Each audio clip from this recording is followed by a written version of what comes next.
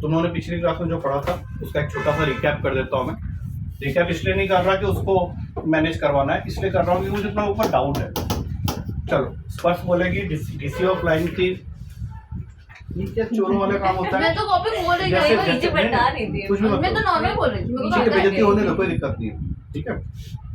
तो मुझे सिर्फ ये बताओ कि जो डीसी ऑफ लाइन होता है उसका जो डेफिनेशन मैंने दिया है, बस एक जन बोलेगा बिना देखे हुए। डेफिनेशन बिल्कुल दिया था, बिना डेफिनेशन का तो मैंने स्टार्ट ही नहीं करना उसको। डीसी डायरेक्शन, डीसी बोलते यार क्या चुप बोलते रहना।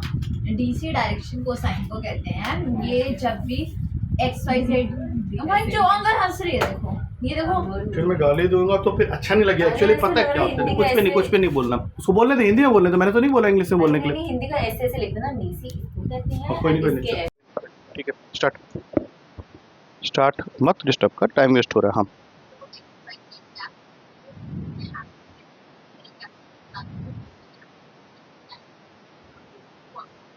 जैसे मान लो यहाँ पे मैंने कोई एक 3 डायमेंशनल प्लेन बना दी है, ये मानते हुए कि ये वाला मेरा एक्स एक्सिस है, ये वाला मेरा वाई एक्सिस है, ये वाला मेरा जेड एक्सिस है। तो अब बताओ मैंने क्या बताया था इसके आगे। एक लाइन है जिसको हम लोग विजुअलाइज करेंगे किस तरह से कि यहाँ पे मैंने एक डंडा खड़ा कर दिया, तो वो तीनों एक्सिस के साथ कुछ ना कुछ एंगल बना रहा है। एक्स एक्सिस के साथ जो एंगल बना रहा है उसको हम लोग अल्फा से डिनोट करते हैं, वाई एक्सिस के साथ जो बना रहा है बीटा, और जेड एक्सिस के साथ जो बना रहा है वो गामा। और इन एंगल्स का तुम्हें क्या लेना है, cosine value, cos alpha, cos beta and cos gamma. और इनको डिनोट करना है इंग्लिश लेटर्स के अल्फ़ाबेट से एलिमेंट्स। ये जो एलिमेंट होता है this are your direction cosine, जिसको हम लोग हमेशा ऐसे करके लिखेंगे ब्रैकेट में डाल। तो इसके नीचे तुम ऐसे भी लिख सकते हो cos alpha, cos beta, cos gamma. अब इसकी कुछ प्रॉपर्टीज मैंने बताई थी और जिसको यूज करके ही हम लोग क्वेश्चन किए जा रहे थे धड़ाधड़। इवन पेपर में मैंने भी दिया था, क्या था वो प्रॉपर्टी बताओ। तीनों का सम इक्वल्स टू 1 का, तीनों के स्क्वायर का sum L square plus M square plus N square will be always equals to 1। और फिर उसी तरह से अगर एलिमेंट को हमने इसके साथ इक्वेट किया है और इनका स्क्वायर कर दिया है तो फिर यहाँ पे भी आ जाएगा cos square alpha plus cos square beta plus cos square gamma is equals to 1। इसके अलावा कुछ क्वेश्चंस हमने किए थे और फिर साथ में मैंने ये भी बताया था कि जब हमें डायरेक्शन रेशियो निकालना होता है किसी लाइन का, तो हमारे पास में अगर उस लाइन के दोनों एंड पॉइंट्स हैं, जैसे ए और B are the end points of this line, जो कि अब एक लाइन सेगमेंट बन गया बिकॉज तुमने एंड पॉइंट्स डिफाइन कर दिया। तो इसके कोऑर्डिनेट्स हैं x1 y1 z1, इसके कोऑर्डिनेट हैं x2 y2 z2। तो जब हम इसका डायरेक्शन रेशियो लिखेंगे तो डायरेक्शन रेशियो क्या होता है, दे आर, बोलो मैं ही बताऊं क्या, जिसको मालूम है वो बताएगा, उसको तो छोड़ दे, तुम लोग दोनों में से किसी भी एक को बताना चाहिए। पढ़ नहीं रहे हो ना, इसका मतलब x2 माइनस x1। बातें ज़्यादा होती ही नहीं है क्लास में, थोड़ी सी चीज़ें ही बताता हूँ मैं। Difference of their respective X Y and Z coordinates, जिनमें से इसको डिनोट किया जाता है स्मॉल ए से, इसको स्मॉल बी से और इसको स्मॉल सी से। और अगर तुमने ब्रैकेट में इनको ऐसे लिख दिया बाय टेकिंग द डिफरेंस, तो वो क्या हो गया, direction ratio of the line A B. अब अगर किसी लाइन का हमें डायरेक्शन रेशियो पता है तो we can always go for the calculation of its direction cosine. ये क्या बताया था बताओ इसके बारे में, ये रिवीजन चल रही है। हाँ हमें ए बी सी मालूम है, किसी लाइन का डायरेक्शन रेशियो मालूम है हमें रेस्पेक्टिवली, हाँ एल, तीनों का मैग्नीट्यूड मतलब अंडर रूट का A square plus B square plus C square, B upon under root का A square plus B square plus C square, और ये सी अपॉन अंडर रूट का A square plus B square plus C. इसके अलावा जो भी बातें हमने की थी they are all related to the questions. जैसे डायरेक्शन रेशियो दे दिया, 3 एंड पॉइंट्स दे दिए, उसने बोला कि ये तीनों कोलिनियर हैं, तो कैसे प्रूव करते हैं। पहले डायरेक्शन रेशियो तो निकालना पड़ेगा ना। जैसे मान लो मैंने यहाँ पे ए बी के साथ हमने सी कर दिया, यहाँ पे एक x3 y3 z3 भी लगा दिया, तो पहले हमें direction ratio of A B निकालना है, फिर direction ratio of B C निकालना है। तो उससे जो तुम्हारे a1 b1 c1 और a2 b2 c2 की वैल्यूज आएंगी they must be proportional to each other. इसके अलावा हमने एक चीज और डिस्कस की थी जो कि बहुत इंपॉर्टेंट क्वेश्चन बन के आ जाता है, direction cosine of X axis, direction cosine of Y axis and direction cosine of Z axis. पहले ये बता दो, फिर जो सॉरी बोल के पूछना चाह रहे थे पूछ लेना। बोलो बोलो, ये क्वेश्चन समझ में किया हुआ है। 15 मिनट, सिर्फ 15 मिनट निकालना होता है घर में। हाँ बोलो बोलो।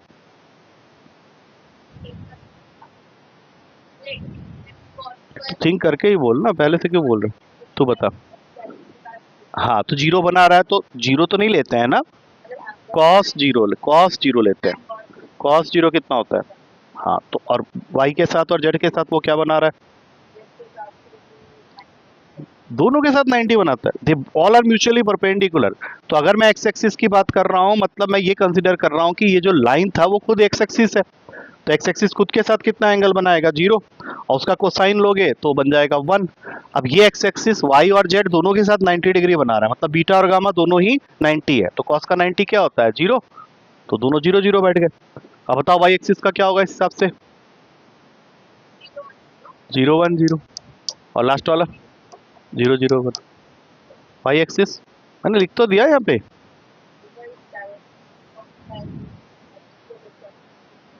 एक्स एक्सिस का मतलब क्या हुआ? अब हमारे पास कोई लाइन नहीं है, खुद एक्सिस ही बैठा हुआ है। अब जैसे मैंने बोल दिया कि मुझे कोई लाइन नहीं चाहिए, मैं सिर्फ डायरेक्शन कोसाइन निकालना चाहता हूँ एक्स एक्सिस का।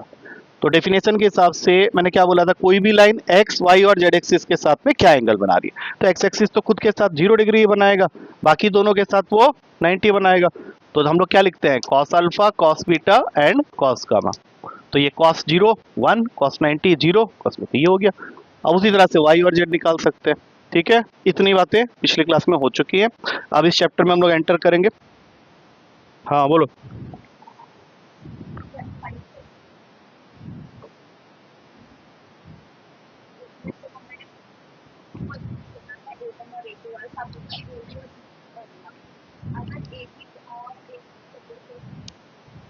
ए बी और बी सी करोगे, उनका डायरेक्शन रेशियो प्रोपोर्शनल आएगा तभी तो बनाओगे। एक रूल फॉलो करो, मतलब तुम बाद में फिर बोलोगे बी सी और ए सी लेने से नहीं होगा क्या?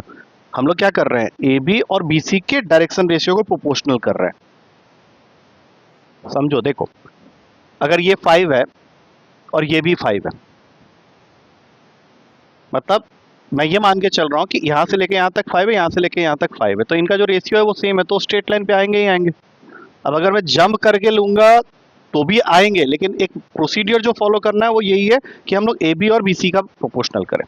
वो वेक्टर में होता था। वेक्टर में कैसे करते थे बताओ? हम लोग वहाँ वेक्टर का मैग्नीट्यूड निकालते थे। पहले पहले वेक्टर फॉर्म कर लिया और फिर क्या करते थे? जैसे ए बी बना लिया, बी सी बना लिया, उसके बाद क्या करते थे? उनका मैग्नीट्यूड नहीं, अभी भूल गए, सारा का सारा भूल गए। ए बी वेक्टर बना लिया, बी सी वेक्टर बना लिया, ठीक है। अब यहाँ पे तुम फिर अगेन उनका डायरेक्शन रेशियो को प्रोपोर्शनल करते थे। एक और तरीका जो मैंने बताया था उसमें क्या करते थे कि ए बी वेक्टर निकाल के उसका मैग्नीट्यूड भी निकालते थे, फिर बी सी वेक्टर का भी मैग्नीट्यूड निकालते थे, फिर ए सी वेक्टर का मैग्नीट्यूड भी निकालते थे। अगर इन दोनों का मैग्नीट्यूड का सम तीसरे के इक्वल आ जाता था तब हम लोग बोलते थे कोलिनियर है। लेकिन अगर मान लो कभी ऐसा हो जाए कि इनके स्क्वायर के मैग्नीट्यूड का सम इक्वल आए तो वो राइट एंगल ट्रायंगल है। ये क्वेश्चन लास्ट पेपर में मैंने दिया था। चलो, तो आज हम लोग जानेंगे कि इक्वेशन ऑफ द लाइन कैसे लिखा जाता है। ठीक है, जैसे हम लोग 2D में इक्वेशन ऑफ लाइन लिखते थे, अभी मैं वो सब अभी नहीं करने वाला, हमने पिछले साल पढ़ा था इसके बारे में। लेकिन अभी तुम लोग को यहाँ पे जो भी इक्वेशन ऑफ लाइन, अबे ये ना, ये लाइन कभी बोलना मत, तू बोल कि अंकल मैं तो पढ़ी ही नहीं थी आपसे, अगर पढ़ी होती तो मुझे पता होता। तो आप directly equation of line 3 dimensional में बताओ, मुझे तो नहीं आता, ऐसे रोने लगते थे। इक्वेशन ऑफ लाइन जब हम लोग 3D में पढ़ रहे हैं तो इसके 2 फॉर्म होते हैं।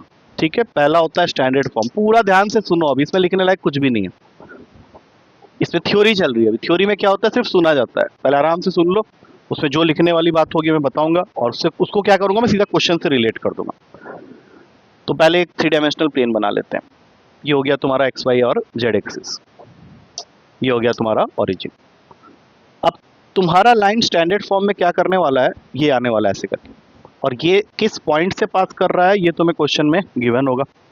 लाइन तो बहुत सारे पॉइंट से पास कर सकता है, लेकिन कोई एक पॉइंट तुम्हें गिवन होगा, मेंशन कर देगा वो क्वेश्चन में, जिससे तुम्हारा लाइन पास कर रहा है। उसके कोऑर्डिनेट को मैं यहाँ पे लेट कर लेता हूँ x1 y1 एंड z1। ये बात समझ में आई? पहली चीज क्या देगा वो तुमको? पासिंग पॉइंट, और पासिंग पॉइंट जब भी देगा वो तुमको एक कोऑर्डिनेट पकड़ा देगा, point P x1 y1 z1। साथ में और क्या देगा? एक ऐसा वेक्टर जो इस लाइन के साथ पैरेलल या इन डायरेक्शन चल रहा है। अब ये वेक्टर वो तुमको हो सकता है डायरेक्टली दे दे, या फिर वो हो सकता है इस वेक्टर का सिर्फ तुमको डायरेक्शन रेशियो दे दे। या तो गिवन होगा पूरा का पूरा, या फिर इसका डायरेक्शन रेशियो गिवन होगा।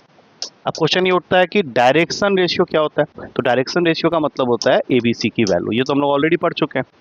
तो अगर तुम्हें किसी वेक्टर का डायरेक्शन रेशियो ऑलरेडी दिया हुआ है तो वेक्टर बनाने में कितना टाइम लगेगा? Simply attach your A with I cap, B with J cap and C with K cap.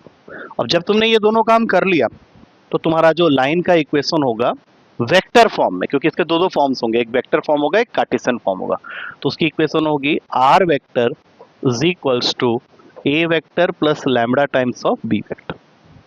अब थोड़ा सा ये कहाँ से आ गया, ए बी क्या है? तो सबसे पहली चीज ए वेक्टर बोला जाता है position vector of the point through which line is passing. तुम्हारे क्वेश्चन में तुमको एक पॉइंट दिया है ना जिसके थ्रू लाइन पास कर रहा है, दिया है या नहीं दिया है? उसी का पोजीशन वेक्टर बनाना है।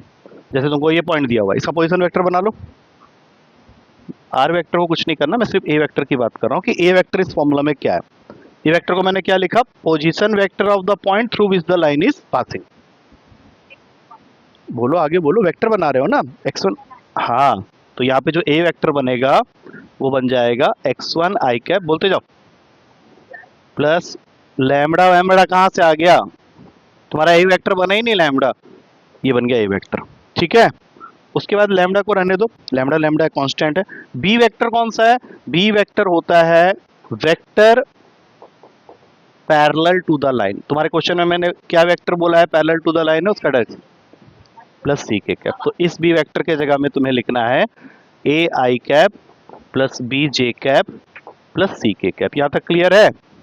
अब बचा दो चीज, एक आर वेक्टर और एक लैम्बडा। तो लैम्बडा को तो मैं थ्रू आउट बोलते रहूंगा कि इट्स ए कांस्टेंट, लेकिन आर वेक्टर क्या है? तो आर वेक्टर देखो, मैंने स्टार्टिंग में बोला था कि तुम्हारा लाइन सिर्फ एक पॉइंट से नहीं पास कर रहा है, बहुत सारे पॉइंट से पास कर रहा है। तो जब बहुत सारे पॉइंट्स को जनरलाइज करना होता है 2D में, तो हम लोग क्या करते हैं? बोलते हैं पॉइंट।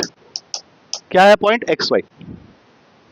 मान लो कोई लाइन की इक्वेशन दी हुई है 2x plus 3y minus 1 equals to 0। मैं तुमसे पूछूंगा ये लाइन कितने पॉइंट से पास करती है?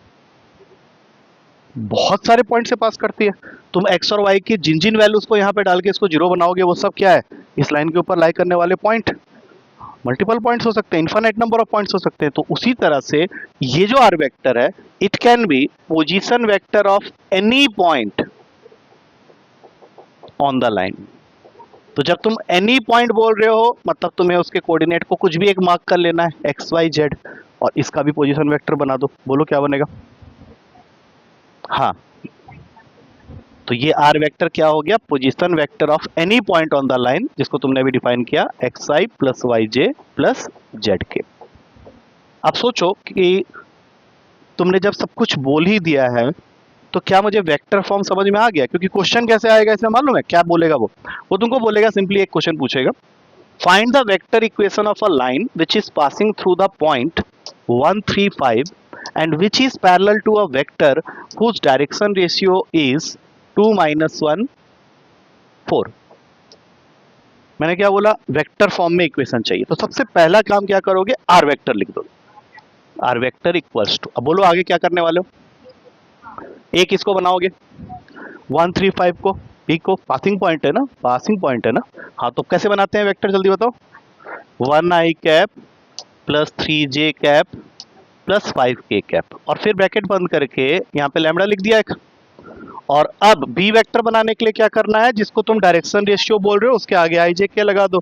तो ये बन गया 2 आई कैप माइनस जे कैप प्लस 4 के कैप। अब बताओ ये वेक्टर फॉर्म डायरेक्शन रेशियो, हाँ, जो लाइन इसके साथ, जो वेक्टर इसके साथ पैरेलल है उसका डायरेक्शन रेशियो वो तुमको दे देगा, या फिर वो डायरेक्ट वेक्टर ही दे देगा तुमको। ये दोनों चीजें समझ में आ गई हैं। तो फिर इसका एक कार्टेशियन फॉर्म भी होता है, वो भी मैं बताऊंगा, लेकिन उससे पहले इसको नोट डाउन करो पहले, क्योंकि क्वेश्चंस तो मैं बाद में दिखाऊंगा। तो मैंने एक छोटा सा क्वेश्चन दिखाया, इसको नोट डाउन करो। मैं इसको स्क्रॉल करूंगा थोड़ा साइड में और इसका कार्टेशियन फॉर्म भी बताऊंगा। उससे क्या होगा? 50% of the theory will get over और 50% बाकी फॉर्मूला से। लिखो इसको, कैसे लिखने वाले हो तुम्हारा काम है। Go ahead. हाँ, मिल गया ना, वहीं तो रखा हुआ था, जल्दी लिखो। ओ सुनो सुनो, अबे सुनो, बात करने का टाइम नहीं है, बाद में we can discuss all this things. School गए थे, बॉयफ्रेंड मिला कि नहीं, गर्लफ्रेंड से मिले कि नहीं, ये सब बाद में डिस्कस हो सकता है, ठीक है? चलो, हाँ, फिर अरे मत करो यार, तो कोर्स नहीं खत्म होगा। मैंने टारगेट किया नवंबर में रफा दफा करने का। मतलब मैं नवंबर में आज़ाद होना चाहता हूँ। तुम लोग को लग नहीं रहा मुझे हो पाओगे। नहीं, बोर्ड्स के बाद की बात नहीं है ना, कोर्स को तो कंप्लीट करना है ना एक बार, तो मेरा टारगेट यही है, नवंबर को एक बार खत्म करेंगे, उसके बाद फिर उसको और देखेंगे डिटेल में। X1 Y1 Z1 अभी फिलहाल सिर्फ मुझे उतना दिख रहा है, मुझे और कुछ नहीं दिख रहा। मैंने क्लास का एक टारगेट सेट किया हुआ है, मैं अगर उतना तक पहुंच गया तो फिर मैं बात कर पाऊंगा, अदरवाइज नहीं। इससे कुछ नहीं होगा, ये सब ऐसे बोल बोल के कुछ होना नहीं। तू ना सुन, लिख और उसको समझ। कल के पेपर में मैंने क्वेश्चन दे दिया इसका, परसों है लेकिन ये कुछ पेपर में आएगा, इसलिए बोल रहा हूँ, इसको अच्छे से समझो। हम लोग कर लेंगे डिसाइड क्लास के बाद। हाँ ठीक है, उसके बाद ही होगा, ऑब्वियस सी बात है। अच्छे से लिखो, कोई भी चीज़ समझ में नहीं आ रही है तो पूछ लो अभी, बाद में पेपर में जीरो फिरो लेके मत आना, तो मुझे तो ये समझ में ही नहीं आया था अंकल, वो क्या था, ए वेक्टर बी वेक्टर, आप क्या बड़बड़ा रहे हो, तो वो सब नहीं। हाँ बोल। नहीं, स्टैंडर्ड फॉर्म के अंदर दो फॉर्म्स आएंगे, एक वेक्टर फॉर्म और एक कार्टेशियन फॉर्म। अभी मैंने कार्टेशियन फॉर्म के बारे में कोई बात नहीं की है। किसी भी लाइन को लिखने के दो फॉर्म्स होते हैं, एक वेक्टर फॉर्म, एक कार्टेशियन फॉर्म। ठीक है, तो सबसे पहला फॉर्म होता है, उसका नाम है स्टैंडर्ड फॉर्म। उसके दो टाइप्स होते हैं, एक वेक्टर फॉर्म, कार्टेशियन फॉर्म, और इस चैप्टर में हर जगह यही होने वाला है। तुझे समझ में आया क्या हुआ है, बताओ। समझाओ, किसी को लेमैन को समझाओ, जिसको लेमैन का मतलब है एक ऐसा इंसान जो 5 मिनट पहले एग्जाम हॉल में घुसने से पहले तो ये बोला कि मुझे पता चल गया कि इसके ऊपर एक क्वेश्चन है, मुझे सिर्फ बता कि होता क्या है।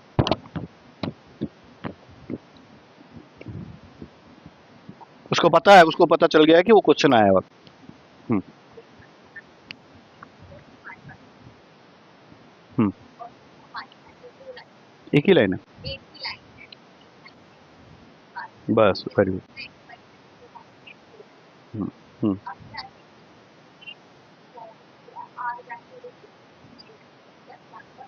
ठीक है।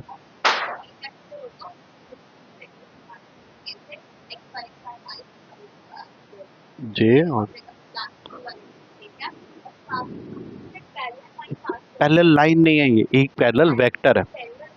हम्म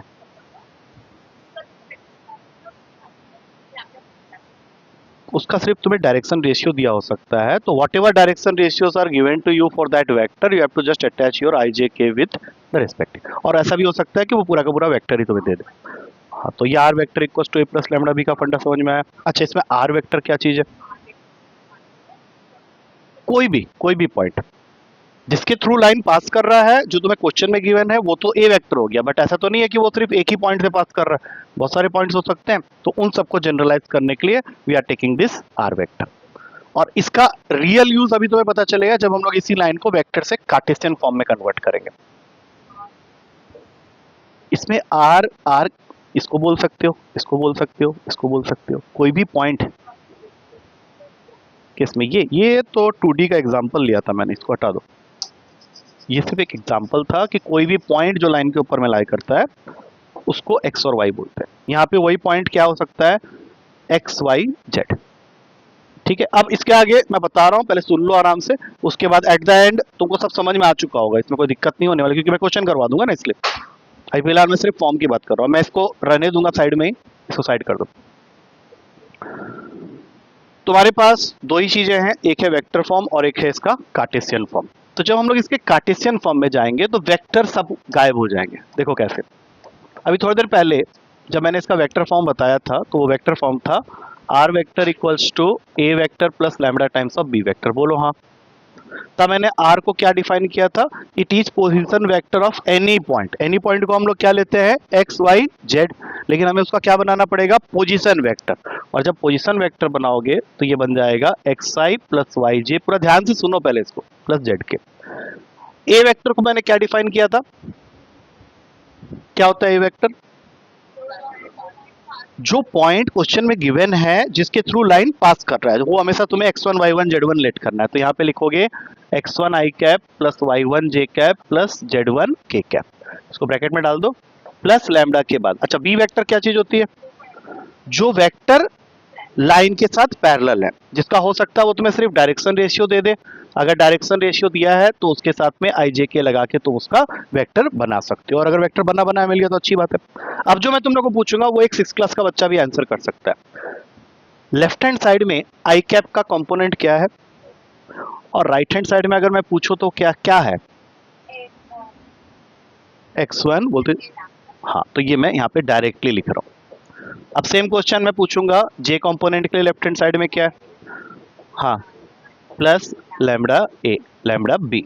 अब के लिए z1 प्लस लैम्बडा सी। अगर मैं बोलूं कि इन तीनों इक्वेशन में कॉमन क्या है तो तुम क्या बोलने वाले हो, लैम्बडा। तो यहां से लैम्बडा की वैल्यू बताओ,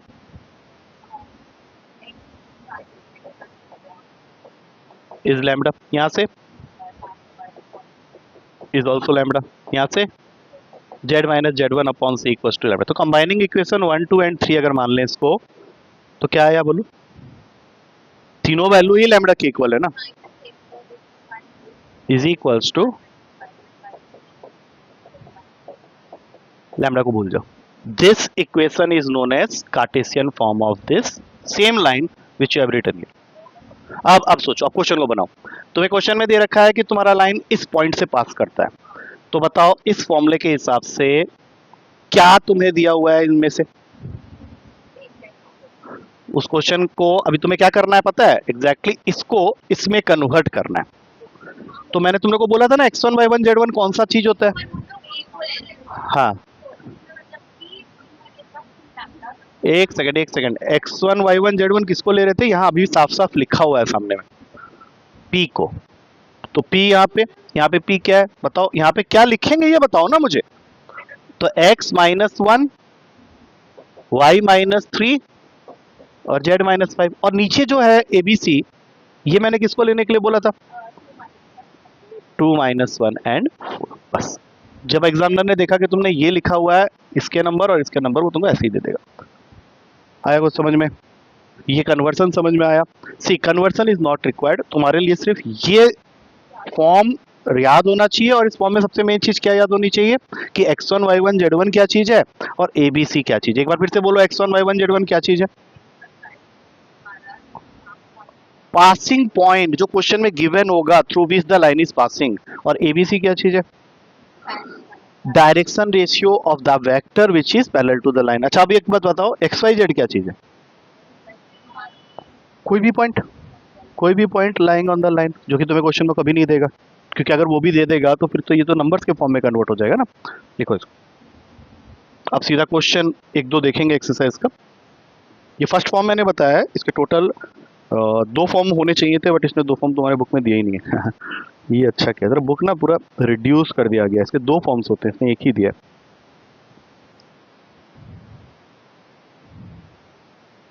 एक छोटी सी थ्योरी और कर लेंगे, फिर एंगल कैसे निकाला जाता है 2 लाइन के बीच।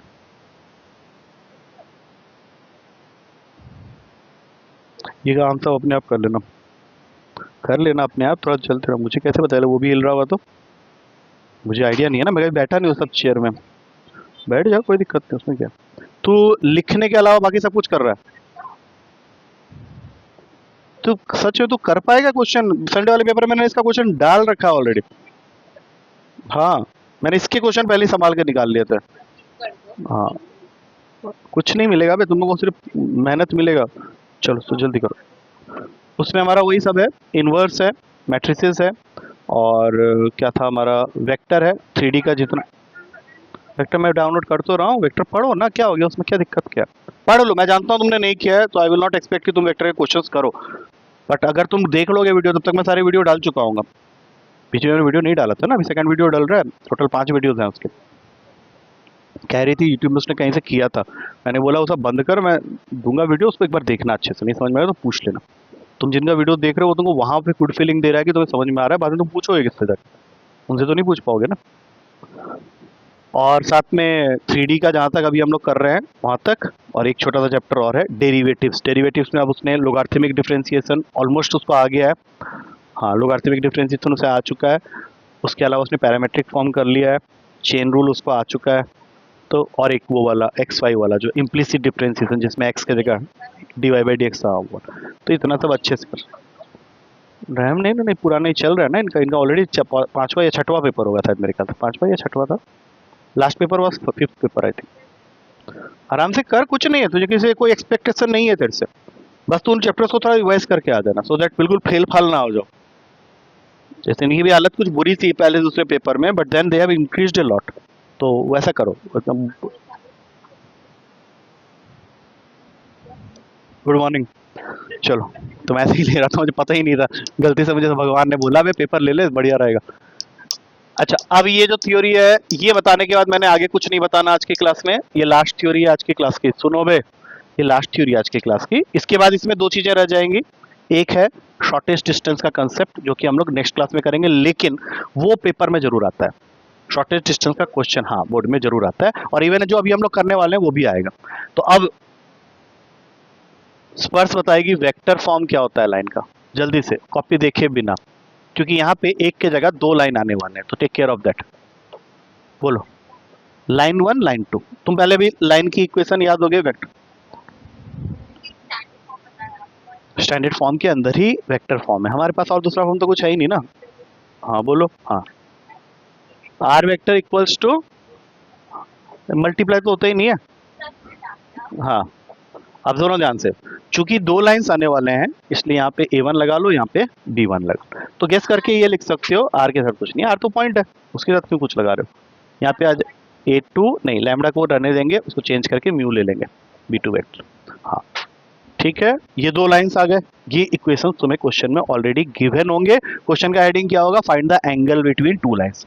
तो जब भी दो लाइंस के बीच का एंगल फाइंड करना होता है तो फिर सीधा, अबे पता है तेरे प्रॉब्लम क्या है, अगर तू बिना सुने इतना बढ़िया कर सकती है, तो अगर तू सुनेगी तो तुझे प्रॉब्लम क्या है।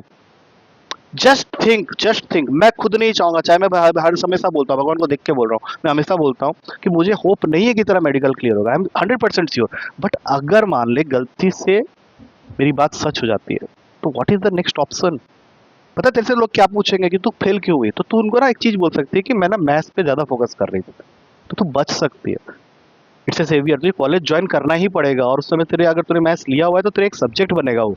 तो क्या करेगी, तू सुन ही नहीं रही बातों को। पता है तू क्या प्रोजेक्ट कर रही है अपने आप को कि मेरा तो हो ही जाएगा इस बार, बहुत अच्छी बात है। बट देन अगर तुम मैथ्स की क्लास में बैठे हो, your whole attention should be here, otherwise तुम आओ ही मत। तुम रहो ना कॉन्फिडेंट कि मेरा तो हो जाएगा, मैंने मैथ्स करना ही नहीं है। तो पूरा ध्यान यहाँ रख, सब लोग यहाँ देख रहे हैं, तू नीचे देख रहा है, क्या है मतलब ये। ध्यान से सुनो, जब एंगल निकालना होता है दो लाइंस के बीच तो कॉस थीटा आएगा, ठीक है, इसको दिमाग में बैठा लेना। और ना तो आर के साथ उसका कोई लेना देना है, ना A1 और A2 के साथ, कुछ नहीं। लैम्डा और म्यू तो वैसे बेरोजगार हैं, सिर्फ B1 और B2। ऊपर लिखोगे B1 vector dot B2 vector, और नीचे क्या करना है, दोनों के मैग्नीट्यूड से उसको डिवाइड कर देना। तुम लोग को डॉट प्रोडक्ट करना आता है, मैग्नीट्यूड निकालना आता है, तो जैसे ही तुम ये वैल्यू सॉल्व करोगे बस उसी को नीचे भेज दिए, उसी के मैग्नीट्यूड को, ठीक है। अब same to same Cartesian form में अगर तुम्हारे पास दो लाइन की इक्वेशन आ गई, फिर से मैं सेम बातें लिखने वाला हूँ, लाइन 1 लाइन 2। अब मुझे याद दिलाओ कि कार्टेशियन फॉर्म में मैंने अभी लाइन की इक्वेशन तुम लोग को क्या बताई थी, याद करो, प्रेशर डालो दिमाग में, बोलो। हाँ, अब यहाँ पे ध्यान देना, तुम x माइनस x1 बाई ए बोल रहे हो ना, उसको A1 कर लो यहाँ पे, वो हाँ C1। अब यहाँ बताओ क्या आएगा, क्योंकि दूसरी, very good, upon A2, y minus y2 upon B2, z minus z2 upon C2। अगर मैं तुम लोग को बोलूं कि इसका फॉर्मूला तुम खुद बना सकते हो, तो क्या मैं गलत हूं। सरासर बोल रही है, मन में सोच रही, अबे सोच, B1 और B2 किसके लिए था, सोचो। हाँ, मैं तभी तो छोड़ दिया ना कि तुम बना सकते हो करके। लैम्डा और म्यू को भूल जाए, ये B1 B2 फॉर्मूला में क्या होता था, अभी थोड़ी देर पहले ही तो बताया था मैंने, पैरेलल वाला। तो इस लाइन के अंदर तुमको पैरेलल वाला पार्ट कौन सा दिख रहा है, A1 B1 और C1। और ये तो जब हम इनका डॉट कर रहे हैं तो क्या सिर्फ ये दोनों मल्टीप्लाई होंगे, तो यहाँ पे ऊपर क्या आ गया, A1 A2 plus B1 B2 plus C1 C2। और जब मैग्नीट्यूड निकालते हैं, सपोज इसका मैग्नीट्यूड निकाल रहे हैं, तो नीचे क्या हो जाता है, मैग्नीट्यूड में क्या करते हैं, रूट में A1 square plus B1 square plus C1 square, और मल्टीप्लाइड में रूट का A2 square plus B2 square plus C2 square. अब 2 सेकंड के लिए सोचो कि तुमने पूरी मेहनत करके ये वैल्यू निकाली और ये वैल्यू आ गई 0 के इक्वल, मतलब तुम्हारा cos थीटा 0 के इक्वल आ गया। दैट मीन्स कि तुम्हारे दोनों लाइंस क्या हैं, परपेंडिकुलर। इसका मतलब है कि अगर क्वेश्चन में स्टार्टिंग में ही बोल दे कि तुम्हारा दोनों लाइंस परपेंडिकुलर है, अगर उसने पहले ही बोल दिया है, तो what you have to start with is कि a1 a2 plus b1 b2 plus c1 c2 किसके इक्वल होना चाहिए? बोलो। 90 नहीं, 0। और अगर क्वेश्चन में स्टार्टिंग में ही बोल दे कि line 1 is parallel to line 2, तो जब लाइंस पैरेलल होते हैं तो इनका जो करस्पॉन्डिंग रेशियो होगा वो सेम होगा। मतलब क्वेश्चन में a1 by a2, b1 by b2 और c1 बाई c2 ये सेम। बस ये मोर देन 80% थ्योरी इस एक्सरसाइज का कंप्लीट हो गया। इसको तो बिना सोचे पूछे लिख जा लो पूरा का पूरा, क्योंकि ज्यादातर क्वेश्चन इसी के ऊपर में है तुम्हारे एक्सरसाइज के अंदर। जल्दी से लिखो और सोचो नहीं, जल्दी जल्दी लिखो। ये लाइन 1 लाइन 2 कार्टेशियन फॉर्म में लाइन 1 लाइन 2 उनके बीच का एंगल निकालने का फॉर्मूला, और वो दो स्पेशल केस जिसपे क्वेश्चन बनते हैं।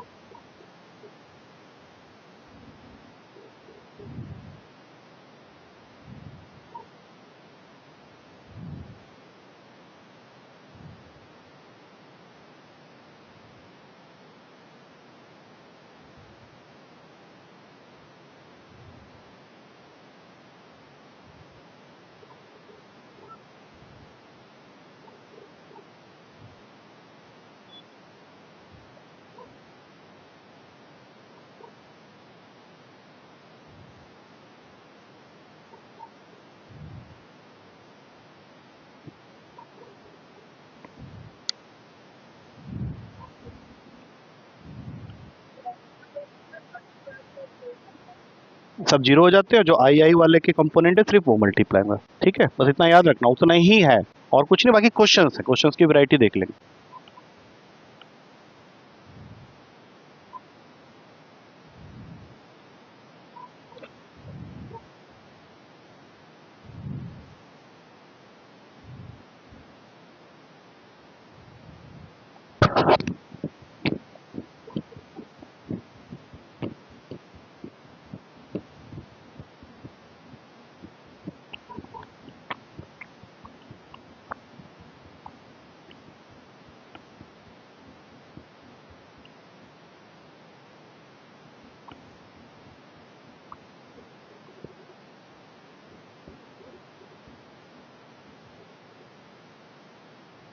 स्पेशल केसेस जरूर लिखना अलग से। जस्ट मेक टू चार्ट, मैंने दो कॉलम्स बना जहाँ पे स्पेशल केस में पहला, if line 1 is perpendicular to line 2 theta is 90 that's why cos 90 is 0। और ये जरूर लिखना a1 a2 plus b1 b2 plus c1 c2 must be equals to 0। और अगर दोनों लाइंस पैरेलल हुए तो उनका ratio a1 by a2 b1 by b2 and c1 by c2 must be equal to each other. सबसे important चीज वही है।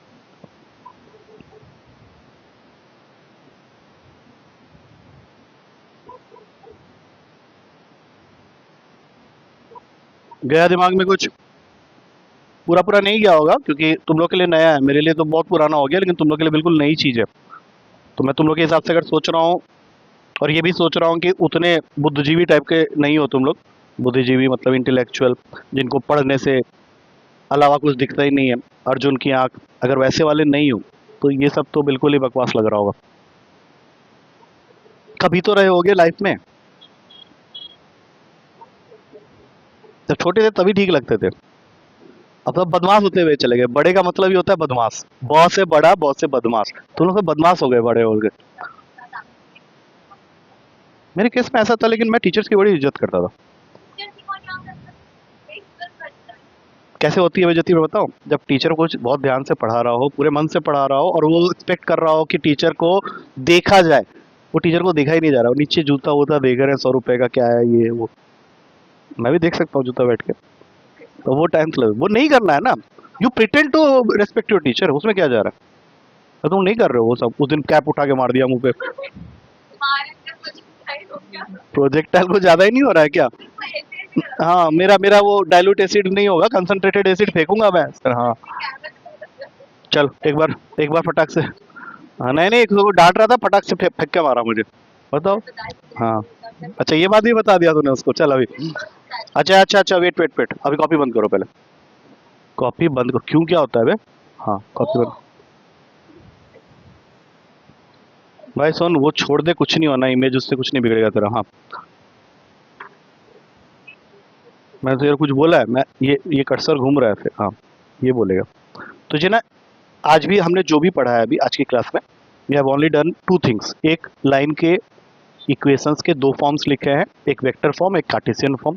सिर्फ उतना ही तुझे बताना है, सिर्फ form, don't explain other things. Explain करने के लिए वो है, ये सिर्फ फॉर्म्स बताना है। वेक्टर फॉर्म बताओ। ठीक।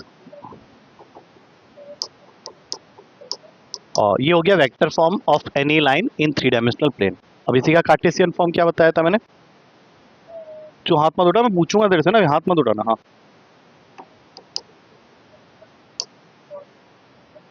A1 मत कर, ए ही रहने दे क्योंकि अभी एक ही लाइन है हमारे पास। हाँ,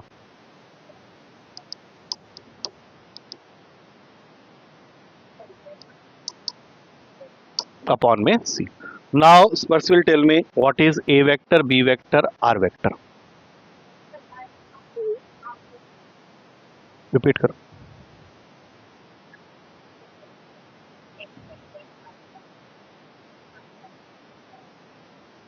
मुझे सिर्फ इसका आंसर दे कि ए वेक्टर क्या चीज है, बस दैट्स इट। आर वेक्टर बताएगा, बोल। पॉइंट वेक्टर क्या होता है? There is nothing called point vector. Position vector of what? Of any point. No no parallel nothing. क्या बोल रहे हो? ये तो मैंने कुछ नहीं बोल। R vector is position vector of any point which lies on the line. Parallel वाली बात अलग है, उसका इससे कुछ लेना देना ही नहीं है। अब बताओ ये वेक्टर क्या होता है? जो क्वेश्चन में गिवन होगा तुम्हारा पॉइंट, उसका पोजीशन वेक्टर। खत्म। Position vector of the point through which the line is passing which is given in the question. B vector is direction ratio या फिर vector which is parallel to the line. अब बताओ इस formula में x1 y1 z1 क्या है? ए vector कौन सा वाला होता है? पॉइंट हमें क्वेश्चन में गिवन होगा, उसके कोऑर्डिनेट्स को सिर्फ उठा के x1 y1 z1 की जगह में डालना। और एबीसी क्या है? बी वेक्टर क्या होता है? बी वेक्टर के पॉइंट्स जिसका डायरेक्शन, और ये वेक्टर होगा कैसा लाइन के साथ, उसका क्या रिलेशन? पैरेलल होगा। अब तू बताएगा एंगल निकालने का फॉर्मूला। मुंडी मत पकड़ अपना बैठ के। एंगल जब हमें निकालना है और हमारे दोनों लाइंस की इक्वेशन वेक्टर फॉर्म में दिए हैं, मुझे सिर्फ फॉर्मूला बताओ cos थीटा का।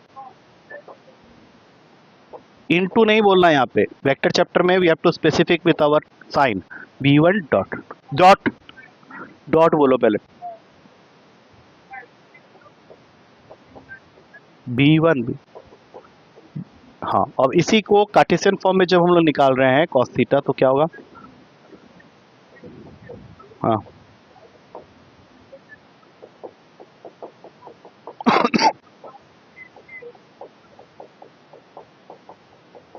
c1 square. अब बताओ परपेंडिकुलर होने के लिए क्या होना चाहिए और पैरेलल होने के लिए क्या होना चाहिए? cos 90 दैट इज 0 नहीं, उससे ज्यादा जरूरी क्या है कि ये जो ऊपर वाला पार्ट है ये 0 होना चाहिए। और पैरेलल के लिए क्या सेम होना चाहिए? नहीं, लाइन 1 और लाइन 2 नहीं सेम होते। a1 by a2, b1 by b2 और c1 बाई c2, इनका रेशियो सेम होना चाहिए।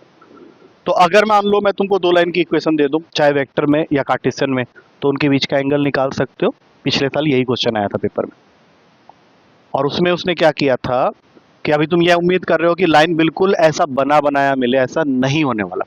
अगर वो तुमको लाइन की इक्वेशन दे के एंगल निकालने के लिए बोलेगा तो एग्जैक्टली ऐसा नहीं होगा। तो तुम बोलोगे कैसा होगा? ऐसा होगा, दिखाता हूं।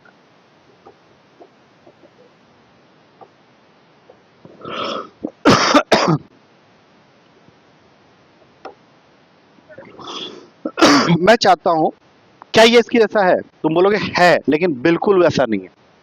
तो क्या मैं कुछ ऐसा कर सकता हूं जिससे कि ये बिल्कुल ऐसा ही हो जाए? वो तुम लोग बताओ। अभी फिलहाल सिर्फ एक हल्का सा छोटा सा क्वेश्चन लिया है जिसमें मैं चाहता हूं कि ये काम पहले हम लोग कर लें, सीख लें पहले कैसे होता है। अच्छा, सिर्फ इतने को देख के बताओ कि ये इससे अलग कैसे है। क्या ऐसा है जिसकी वजह से मैं बोल रहा हूं कि ये दोनों सेम नहीं है? हाँ, तो इस 2 को क्या करूं मैं? मार दूं? कैसे? 2 तभी डिवाइड हो सकता है जब ये 2 दोनों के साथ होता।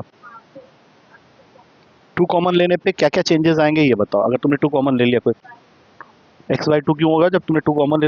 हाँ, हाँ यहाँ पे 1/2 आ जाएगा। लेकिन अभी भी इसके बाद भी अभी वो सेम नहीं हुआ, अब क्या करें, अभी तो 2 एग्जिस्ट कर रहा है ना, दूसरी साइड भेज ही नहीं सकते ना उसको, तो वहां जाके प्रॉब्लम क्रिएट करेगा जाके। हाँ सोचो सोचो सोचो सोचो, यही सोचना है मेन। कुछ नहीं कर सकते 2 को, मैंने ऐसे ही पड़े रहेगा वो बेवकूफ की तरफ। हाँ नीचे नीचे, अरे कोई चीज यहाँ है मतलब वो पहले कहाँ जा सकती है, नीचे जा सकती है, बस यहाँ भेज दो, हटाओ अब इस 2 को। आया समझ में। अब ये देखने में, अब मैं तुमसे पूछूंगा कि बताओ वो जो पासिंग पॉइंट है उसका एक्स कोऑर्डिनेट कितना है, क्या बोलोगे। -1/2 नहीं, खाली 1/2। हाँ, और जो डायरेक्शन रेशियो है वेक्टर का उसका ए कंपोनेंट क्या है, 3/2। चलो अब समझ में आया ना, तो अब बताओ नेक्स्ट वाले को कैसे कन्वर्ट करोगे, बिल्कुल तू ही बताएगी। अ, बोल। बहुत इजी है ये, पिछले वाले से ज्यादा आसान है। हाँ हाँ थिंक। हाँ अब तुम बोलोगे यहाँ तो कुछ है ही नहीं, अरे कुछ नहीं है, जिसका कुछ नहीं है तो -0 लगाओ। मतलब जो पॉइंट तुम्हारा जिससे लाइन पास करता है उसका एक्स कोऑर्डिनेट हाफ है, वाई कोऑर्डिनेट क्या हो गया 0। आ रही है बात समझ में। और direction ratio of that vector which is parallel to the line, उसका ए क्या था 3/2, बी कितना आ गया 4/5। लास्ट वाला बोलो। आ गई बात समझ में। तो अगर मान लो यहां से मैं बोलूं कि A1 B1 C1 क्या है, तो क्या बोलने वाले हो 4/5। और अब ऐसा ही एक और इक्वेशन होगा, उसमें भी ऐसे चिरफाड़ करके वहां से A2 B2 C2 निकाल लो, एंगल निकाल लो। अब मैं तुम लोगों को एक क्वेश्चन दे रहा हूं, देखता हूं कौन पहले करके बताता है। लिखो, तुम्हारे क्वेश्चन में एक लाइन की इक्वेशन दे रखी है वेक्टर फॉर्म में, मतलब 2 लाइन की इक्वेशन दे रखी है वेक्टर फॉर्म में, उनके बीच का एंगल निकालना है। हो जाएगा ये क्वेश्चन। लिखो, line 1 r vector is equals to 3i cap plus 2j cap minus 4k cap plus lambda times of i cap plus 2j cap plus 3k cap. ये पहली लाइन हुई, 3 नहीं 2, यहाँ पे लास्ट वाला 2 है। और जो दूसरी लाइन है उसकी इक्वेशन है line 2 r vector is equals to 5i cap minus 2j cap plus mu times of 3i cap plus 2j cap plus 6k cap. Question का हेडिंग है find the angle between the 2 lines. हो जाएगा ये question. अरे हाँ बोलो, करो। Angle between the 2 lines, तुम लोगों मैंने भी फॉर्मूला दिया हुआ है वेक्टर फॉर्म में, कैसे करते हैं क्या करते हैं, अभी सब पूछ भी लिया था मैंने। सही आंसर निकाल। You can see right now, but बाद में याद करके आना इसको। Everything is there.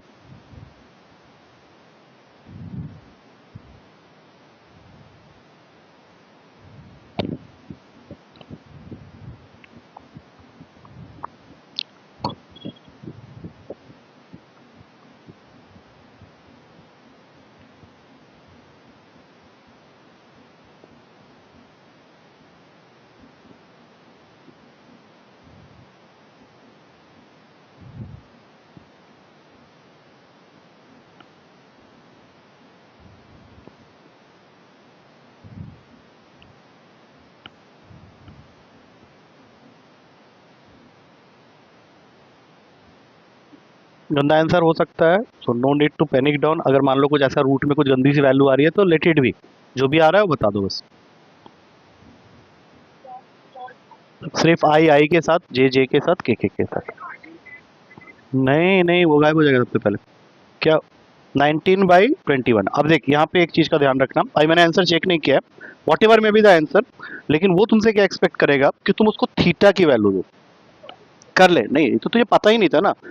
हाँ तो जैसे ये उस दिन भी तूने क्या किया था, कॉस स्क्वायर करके लिख के छोड़ दिया था ना, तो वो हैबिट ही छोड़ दो। अब यहाँ पे क्या है 19/21 नोन वैल्यूज में नहीं है, तो you can simply write cos inverse 19/21। अभी मैंने आंसर चेक नहीं किया, मैं अभी करूंगा चेक, इनके आ जाने दो। फिर शुरू हुआ तो भाग रहे, मैथ से इतना फोबिया क्यों है मतलब।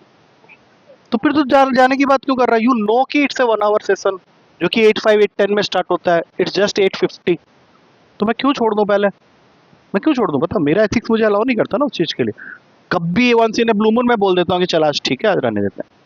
तू सुन, तू इधर ध्यान दे, छोड़ दे उसके उसके ऊपर ध्यान दे मत। पहले मुझे एक बार फॉर्मूला बताओ, क्या बताया था मैंने कॉस थीटा का, जल्दी देख के ही बता। ये वेक्टर फॉर्म में है ना?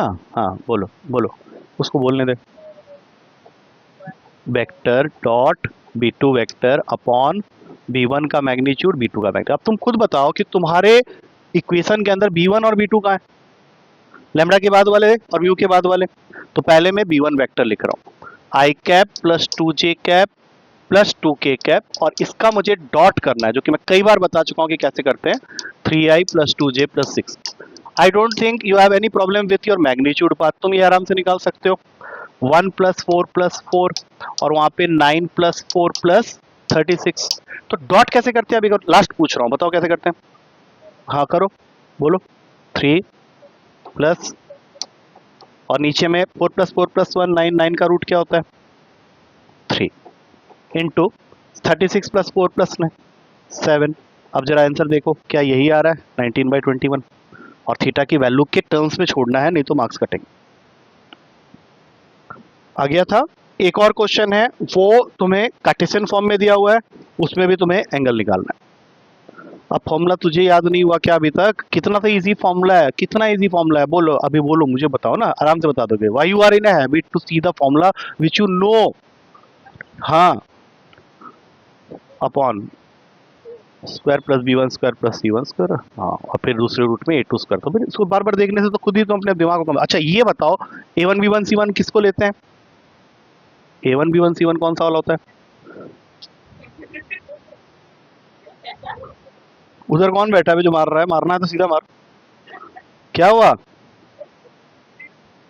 हाँ, लेकिन अभी जो इक्वेशन मिलेगी वो इस फॉर्म में नहीं मिलेगी, अभी मिलेगी कार्टेशियन फॉर्म में। तो कार्टेशियन फॉर्म में कहाँ पे होता है वो? हाँ कहाँ जो नीचे होता है। कार्टेशियन फॉर्म में लाइन की इक्वेशन ऐसी होगी ही नहीं, कैसी होगी बताओ? क्या होता है स्टैंडर्ड फॉर्म कार्टेशियन फॉर्म में? बोलो अभी तो बोलो। अपॉन ए। हाँ, तो वो जब दो लाइन की इक्वेशन लिखेंगे तो जो पहले वाले के नीचे में a1 b1 c1 होगा। हाँ, और तो और कार्टेशियन फॉर्म में तो ऐसे ही दिया होगा ना। अभी रहने दे, चल यहाँ देख, लाइन 1 लाइन 2। ये क्वेश्चन ज्यादा जल्दी हो जाएगा, इसलिए जल्दी बताओ। x plus 3/3, y minus 1/5, z plus 3/4, ये लाइन 1 की इक्वेशन है। और दूसरा है line 2, x plus 1/1, y minus 4/1, z minus 5/2। अभी भी तुम्हें एंगल निकालना, और वो भी वैसे एंगल निकालना जल्दी। तो फॉर्मूला याद है तो बार बार फॉर्मूला पीछे मत देखो। किसका क्या होगा? जल्दी कर ले, अथवा जल्दी करो, मतलब ये इजी क्वेश्चन है, इसको जल्दी से जल्दी निपटाओ।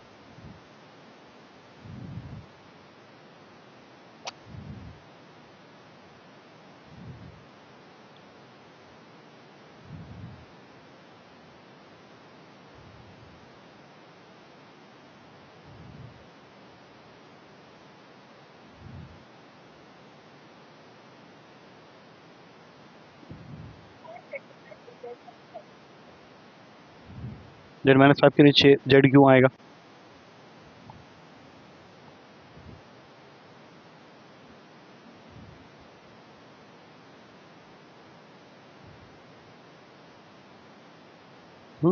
और किसको बोला जाता है?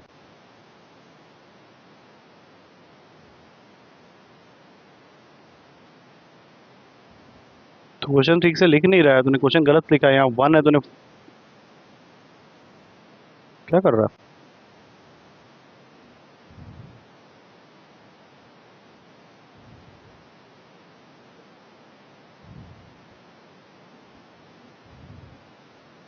तो जैसा क्यों लग रहा है? तू कर आराम से। मैंने क्या बोला कि इसके आंसर्स कई बार वैसे भी हो सकते हैं कि रूट के नीचे वैल्यू सॉल्व ना हो रही हो, तो you have to be just okay with your answer जो भी तुम्हारा आ रहा है। कितना है बता? 16 में क्या बोलो? रूट का ओके, वेट वेट वेट, तुमने आंसर जो दिया है वो अभी मेन आंसर से बहुत पीछे है। तुमने मेरे ख्याल से लिखा होगा √50 √6, ठीक है? √50 √6 यही आया ना, एक सेकंड, यही आया ना, आप देखो ध्यान से। 16 को तुम कुछ नहीं कर सकते, लेकिन √50 को हम लोगों ने बचपन में सीखा था कि वी कैन राइट 5√2। और √6 के अंदर दो चीजें छुपी हुई है, एक √2 और एक √3। बोलो अब ऐसे तोड़ने से क्या होगा कि √2 इंटू √2 तुम्हें क्या दे देगा, 2 हो जाएगा। तो 5 इंटू 2 कितना हो गया, 10। तो 16/10 √3 हो गया। अब 16/10 को देख के कोई गधा भी बोल सकता है कि इसको मुझे काटना है, तो ये हो जाएगा 8/5 √3। अब ये और एक गधा बोलेगा कि √3 मैं नीचे छोड़ूंगा, मैं √3 को ऊपर भेजूंगा भाई। तो आंसर हो गया 8√3/15। लेकिन यहाँ पे छोड़ना मत क्वेश्चन को, थीटा की वैल्यू निकालना, cos इनवर्स 8√3/15। अब बोलो ये कर लोगे ऐसे क्वेश्चन अगर आएंगे तो? हाँ बोलो, रूट तोड़ने की आदत डाल लो, नहीं तो वहां पे मार्क्स टूट जाएंगे। ठीक है, अब एक लास्ट क्वेश्चन है जिसमें हमने एंगल के क्वेश्चन तो कर लिए, लेकिन हमने ये नहीं देखा कि जब पॉइंट और वेक्टर दिया है तो वहां से कार्टेशियन फॉर्म और वेक्टर फॉर्म में लाइन की इक्वेशन लिखनी होती है। मैंने जस्ट बताया था। तो मैं क्वेश्चन यहाँ पे डिक्टेट कर रहा हूँ, तुम लोगों को क्वेश्चन करना है। तुम्हारा एक्सरसाइज, तुम्हें एक लाइन का वेक्टर और कार्टेशियन फॉर्म दोनों लिखना है। कर सकते हैं ये काम? लिखो लिखो लिखो, मैं बोल रहा हूँ ना, क्वेश्चन में बोलूंगा तो लिखोगे ना। Find the vector and Cartesian form, find the vector and Cartesian form of the equation of a line, of the equation of a line which passes through the point, which passes through the point 1, 2, 3 and parallel to a vector, and 1, 2, 3 and parallel to a vector 3i plus 2j minus 2k। मुझे इस line का vector और Cartesian 3i plus 2j minus 2k हो जाएगा। ये question हो जाएगा। करो, पहले वेक्टर फॉर्म लिखो, कार्टेशियन फॉर्म लिखो, फिर सोचना कि कैसे उसको ये करना है। तुम लोगों ने मुझे अभी बताया था, जस्ट थोड़ी देर पहले तुम ही लोगों ने बताया था कि वेक्टर फॉर्म होता है r वेक्टर इक्वल्स टू, बोलो, a वेक्टर प्लस लैम्बडा। और कार्टेशियन फॉर्म में यही इक्वेशन क्या हो जाती है, बोलो क्या हुआ? यहाँ वेक्टर याद हो रहा है, कार्टेशियन गायब हो जा रहा है, बोलो बोलो। चेक के बोलने का कोई मतलब ही नहीं ना। वेरी गुड वेरी गुड, मैं पीछे देख नहीं सकता ना, इसलिए अभी फिलहाल यही एज्यूम कर रहा था शायद। ठीक है चलो, नहीं तो good good good very good. चलो करो, आंसर निकाल के और वेरी गुड ले लो, लेकिन मेन पेपर में ध्यान रखना।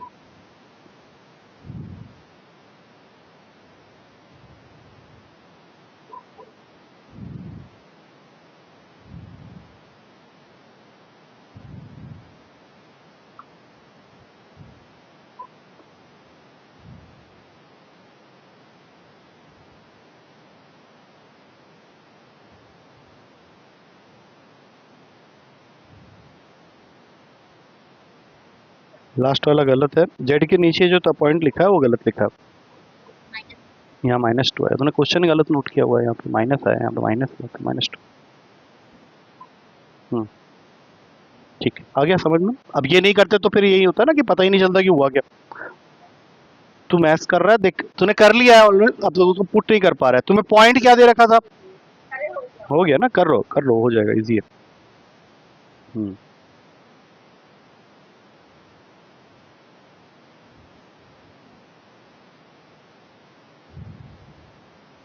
और वेक्टर फॉर्म, वेक्टर फॉर्म में क्या करते हैं बताओ? पॉइंट दिया हुआ है अपने को, तो पॉइंट को क्या करना होता है? पोजीशन वेक्टर में कन्वर्ट करना होता है। हाँ तो कर लो उसको, वो ये वेक्टर की जगह आएगा।